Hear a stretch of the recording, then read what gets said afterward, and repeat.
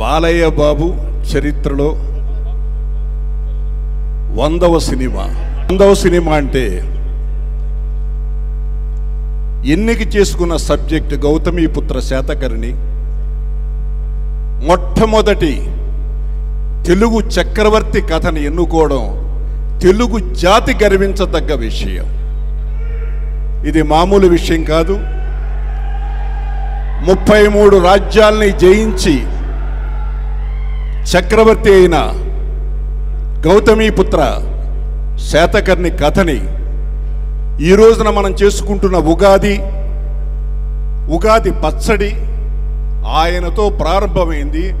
అటువంటి మహనీయుడి చారిత్రాత్మక కథని నిజంగా తీయాలని ఆలోచన కృషికి రావడం, దాన్ని బాలయ్య బాబు ఆమోదించడం నిజంగా తెలుగు జాతి గర్వించదగ్గ విషయం అని మీ అందరికీ తెలియజేస్తుంది.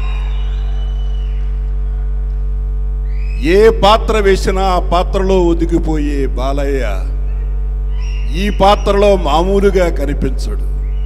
జానపదం, పౌరాణికం, సోషల్, యాక్షన్, సెంటిమెంట్ ఏ యాంగిల్లోకి వెళ్ళినా తనకి తను మలుచుకునే బాలయ్యని మనం మా గౌతమీపుత్ర శాతకర్ణిగా చూడ్డానికి ఎదురు చూస్తాం.